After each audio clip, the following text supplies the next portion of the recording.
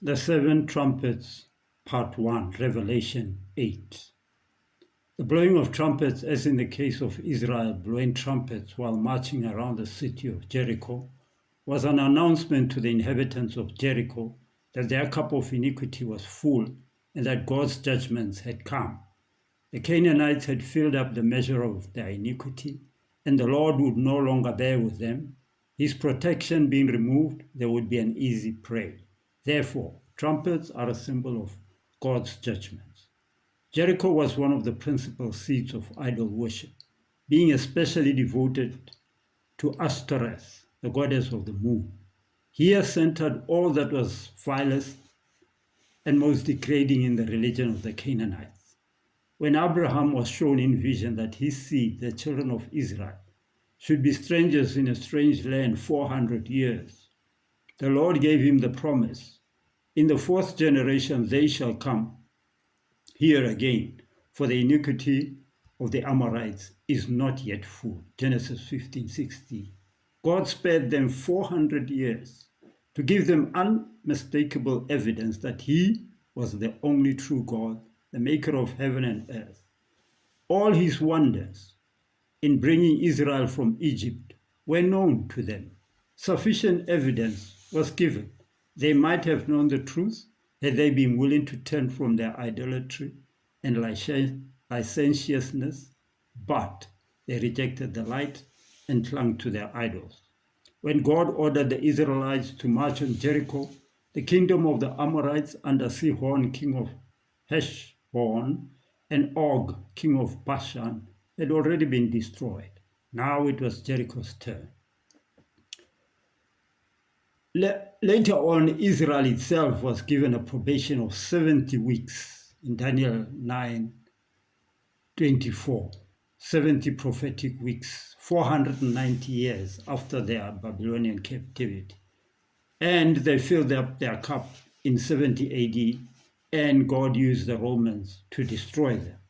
Now, in Revelation 8, the Western Roman Empire had filled its cup of iniquity because they had embraced the apostate religion of the Roman Catholic Church. And before God's judgment is poured upon an apostate Christian church, there was silence in heaven for about half an hour. Revelation 8, verse 1.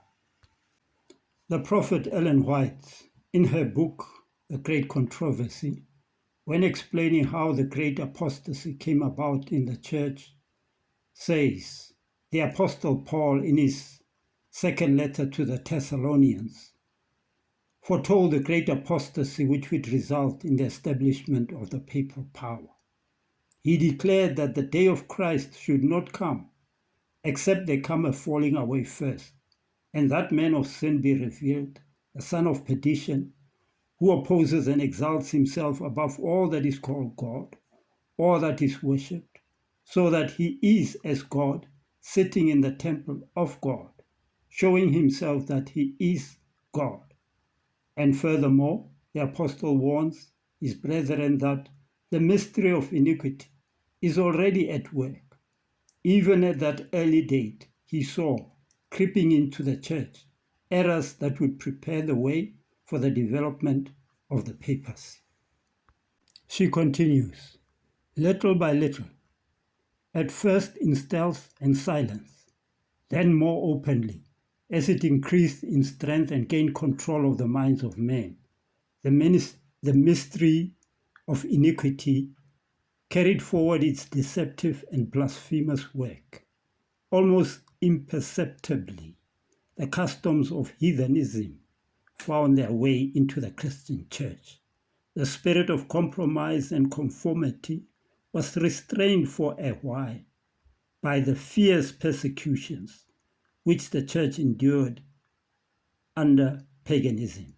But as persecution ceased and Christianity entered the courts and palaces of kings, she laid aside the humble simplicity of Christ and his apostles for the pomp and pride of pagan priests and rulers. And in place of the requirements of God, she substituted human theories and traditions. The nominal conversion of Constantine in the early part of the 4th century caused great rejoicing, and the world, cloaked with a form of righteousness, walked into the church. Now the work of corruption rapidly progressed. Paganism, while appearing to be vanquished, became the conqueror. Her spirit controlled the church. Her doctrines, ceremonies, and superstitions were incorporated into the faith and worship of followers of Christ. This compromise between paganism and Christianity resulted in the development of the man of sin, foretold in prophecy, as opposing and exalting himself above God. That gigantic system of false religion is a masterpiece of Satan's power, a monument of his efforts to seat himself upon the throne and rule the earth according to his will. This is from The Great Controversy, 1888, by Ellen White, page 40 to 50. In 325 AD, the Church of Rome publicly adopted a church creed, a church manual, called the Nicene Creed, and turned its back on the Bible creed. And in 380 AD, with the Edict of Thessalonica, Emperor Theodosius I made this Nicene Creed the state religion, the religion of the whole empire, with the Pope as the head of all churches, and anyone not abiding by these pagan doctrines, clothed with Christianity, was either imprisoned or killed. And so Rome was ripe for God's judgments. The first angel sounded, and there followed hail and fire mingled with blood, and they were cast upon the earth, and the third part of the trees was burned up, and all the green grass was burned up. Revelation 8, verse 7. The first trumpet sounded in 395 AD, and God used the barbarians, the Goths, under Alaric, to bring his judgments upon the Western Empire. They sacked Rome in 410 AD. In using barbarians to inflict pain and terror upon the professed Christians of the empire, God was showing them their religion was false, and therefore he was not with them. The following words are from the book Daniel and Revelation, pages 478 to 480 by Uriah Smith. This book is highly recommended by the prophet Ellen White. He says, "The first sore and heavy judgment which fell on Western Rome in its downward course was the war with the Goths under Alaric, who opened the way for later inroads. The death of Theodosius, the Roman emperor, occurred in January 395, and before the end of the winter, the Goths under Alaric were in arms against the empire.